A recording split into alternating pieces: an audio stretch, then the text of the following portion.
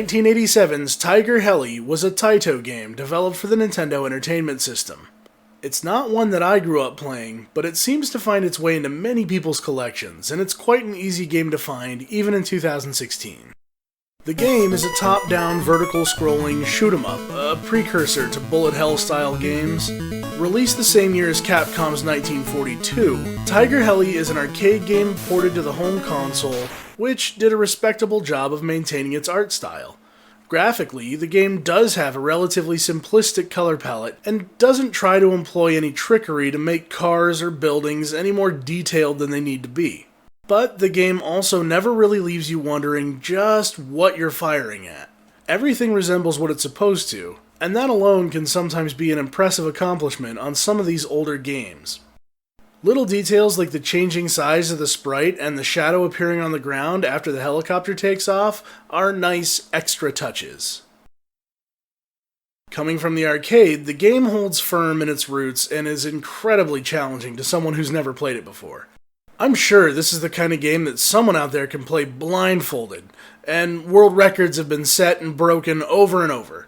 However, if you've never had hands-on time with Tiger Heli, you're going to die. A lot. The game relies on you improving over time via memorization. That's your biggest asset. I didn't make it very far in the game, but it's very apparent that, in true arcade fashion, the game employs a detailed points system, and the goal is to rack up the most points before running out of your 3 lives. You carry 2 bombs, which can sometimes save you by being instantly dropped if you aren't the victim of a direct hit, or you can drop them yourself for maximum effectiveness. The game features various power-ups such as mini-helis, which can fire out to the sides if you pick up a red cross, or straight ahead if you hit a gray cross. If you shoot a green cross, the icon becomes the letter B, meaning that you can pick up an extra bomb, though you can only carry 2 at a time. You fire straight ahead with unlimited ammo, and anything in your path gets obliterated, including buildings, cars, and other objects like railroad crossings, all for valuable points. Anything you have when you reach the end of a level counts towards a bonus score, including the things counted in the bottom right, simply called bonus blocks. But again, it's an arcade game. It's meant to cost you quarters and breed competition for that high score. At home, 3 lives and no continues can be pretty tough. Luckily, there is a cheat out there which can let players resume anyway. The game itself never ends, with levels repeating infinitely until you run out of lives. The music is actually quite good, but as far as I can tell, there's only 3 songs, which kind of cycle through depending on how long you can stay alive or what part of a level you're on. It's more like 1 song with 3 movements. There's not a lot of variety to the music in general, and even worse when you keep starting the game over. But it is catchy. As far as set pieces, once you've played through the first 2 levels, you've pretty much seen most everything the game is going to offer you. It's just arranged in different ways. Maybe there's a story to break up the monotony. Let's check the instruction manual.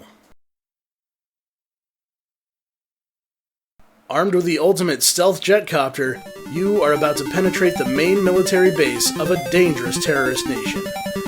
At this base, better known as the Mega Fortress, preparations for a world takeover are well underway. The sooner you can get in there, and the farther you can go, the better our chances for preventing a 3rd World War. The place? The Mega Fortress of the terrorist regime. The problem? The terrorist-run country, Canton, has become completely power-hungry. Their aim? To take over the whole world. They're planning their attack right now, right as you read this page, so there's little time left. They're gathering together all their tanks, all their ships, including several major aircraft carriers, all their bomber planes, all their all-terrain attack modules, even an outdated rail service they're using to haul supplies, and of course, all their men. Their impenetrable military base is hidden deep in the center of the country. Ships can't get there, tanks can't get through. High-flying spy planes and bombers are captured and struck down by radar.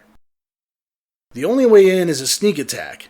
The only time to try it would be in the early, sleepy hours of the morning. The only thing to use would be a helicopter, and the only helicopter for the job is Tiger Heli. Tiger Heli is the result of a billion-dollar defense project to create the ultimate stealth jetcopter.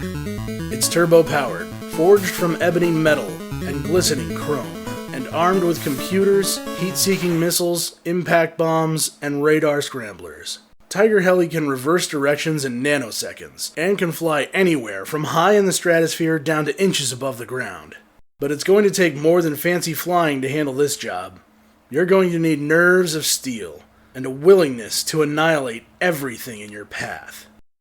It's going to start out tough, and get even tougher, but with Tiger Heli, you can do it. Well, that actually sounds kinda cool.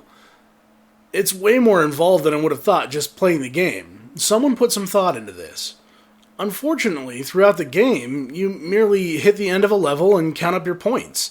There is no progression to the story. And as I mentioned, there's no end to it either. It's interesting that this billion-dollar attack chopper named Tiger Heli can change directions in a nanosecond according to the manual. It's nice to have a story element explain the unnatural maneuverability of the vehicle you control. But when they call it a stealth jetcopter, I have to laugh, because it sure doesn't seem very stealth at all. And someone obviously needs a dictionary to define the word jet. But overall, the game doesn't go into very much detail. It really doesn't go into any detail at all. If I didn't pick up the manual, I wouldn't know why I was attacking these tanks, other than the fact that they were attacking me. And as far as being rewarded for blowing up buildings and cars, I practically start to feel bad for my actions. There are even some theories online that you might be the invading force, not the good guys that you claim to be. And there's actually some support for that theory in the manual when it says that you need a willingness to annihilate everything in your path. The way they italicize the word everything is downright menacing. You can find more about those theories online, and you can even comment about them down below. But there's just not a whole lot to go on in the game itself. If it weren't for the manual in this case, I wouldn't know anything at all about Tiger Heli or our story so far.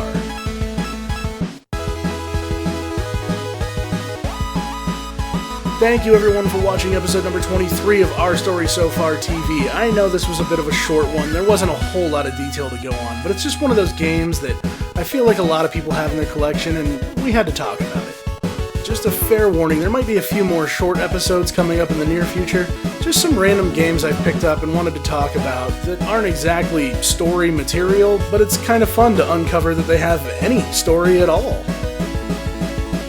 As always, likes, comments, and subscriptions go a long way, and if you want to talk to me directly, you can send me a message on Twitter at NewAngel, Nuangel. All the episodes are over at ourstorysofar.tv, and a new episode will be ready in 2 more weeks. Until next time, take care of yourself.